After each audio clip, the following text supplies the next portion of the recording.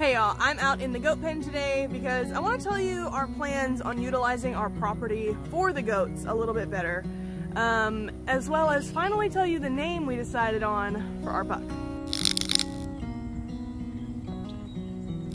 You can see behind me, or now beside me, that Sabella is here in this pen instead of over in the other paddock with Selah. And that is mostly because we've been really trying to put weight back on Selah. She's not really doing all that great. She's too thin for my tastes. So I brought Sabella over here to give Selah the best opportunity to eat all the food she wants to. So she's here with the other girls. So because we brought Sabella over here, she and Ada kind of had to fight it out on who was gonna be our herd queen. And surprisingly, Ada won. She is bigger than Sabella, but Sabella is very hard-headed and she's been our queen since the get-go. So it was very interesting to watch her be dethroned.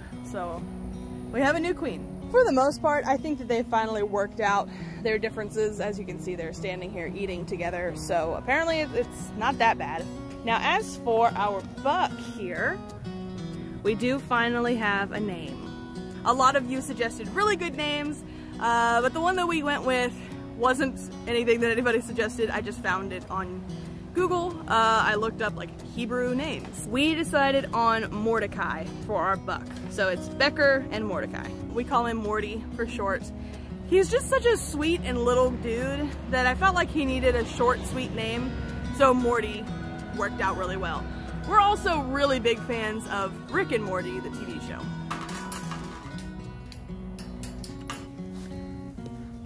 Yeah, okay, so it is pretty obvious in the video. You can see how thin Selah is. I said in the last video that I've done pretty much everything I know how to do for her. So I'm gonna call the vet and make an appointment for Selah because she's just not putting on the weight like she should. She's still in milk and I'm only milking her once a day. But there's something up. I don't really know what it is. I'm going to put her on some probios. I'm gonna give her a bunch of that. We gave her some copper in a copper bolus. She has minerals and baking soda and her feet are good. Like I said, so I'm running out of ideas. So it is time to call in the pros and we're gonna take her to the vet. Because of her ongoing issues though, she is all by herself. She's got fresh electrolyte water over there. She has free choice alfalfa. She knocked over the grain bowl I put in. And then around the corner, she's got her hay feeder, which is completely full of coastal and perennial peanut hay. So she has plenty opportunity to be eating and gaining weight, but she's just not. Now that I've updated you guys on everything goat, I want to talk about how we're planning to utilize our land better. It's messy. We're in the middle of some renovation stuff. So this is our backyard.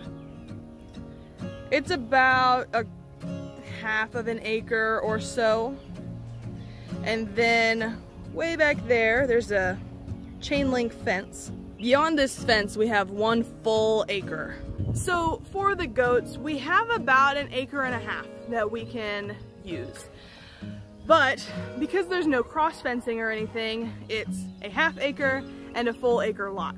So here's our plan for kind of splitting it up and starting to rotational graze. Rotational grazing is really popular in the permaculture way of farming. A lot of the stuff that I've seen for permaculture is really large scale, like Joel Salatin, even, you know, Justin Rhodes. He's got so much more property than I do. We're on 2 acres here. And so it's a little more difficult to try to figure out how to make things work when you don't have very much land to go off of. Our plan is to cross fence with a bunch of electric fencing. We're not doing the netting that moves, you know. We're just going to put up a semi-permanent electric fence and then move our goats. And I'm also going to sow seeds, specifically sun hemp, which is a legume, which is what goats really thrive on. It's high in protein. It grows really well here in the heat. It is not self-seeding though. It won't go to flower here. It's actually a tropical plant. So I will have to continue buying seed and re-sowing, but I'm I'm hoping that that'll work out pretty well, and then we'll probably venture into other plants that we can grow that can reseed so that it's more sustainable. So the plan for this backyard is to split it right down the middle, which is somewhere around here. And then we're also going to run a fence from the corner of the house pretty much to that fence back there. The reason we're gonna run it that way is so that we actually have a walk space with the well house right here, and then like the rabbits, the shed, and the goat paddocks. The goats won't be able to get to this area. I'll be able to be out here working and like hauling feed and all that stuff. So that will give us two decent sized areas for them to browse.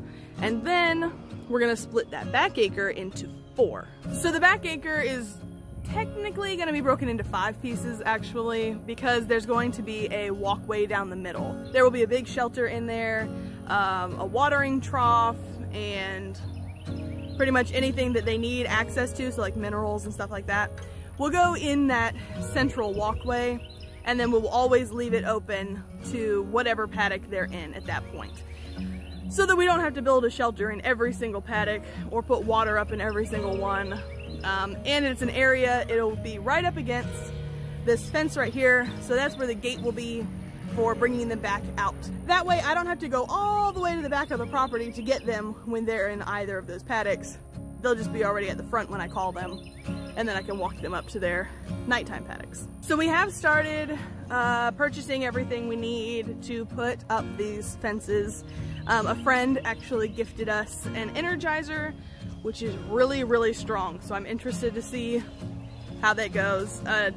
My goat mentor slash friend in Florida, she was like, oh yeah, go ahead and use it because your goats will learn to never touch your fence again. So that's kind of the plan there. We bought all of the posts, actually they're right there. And we're hoping to get this started really well sometime later this week.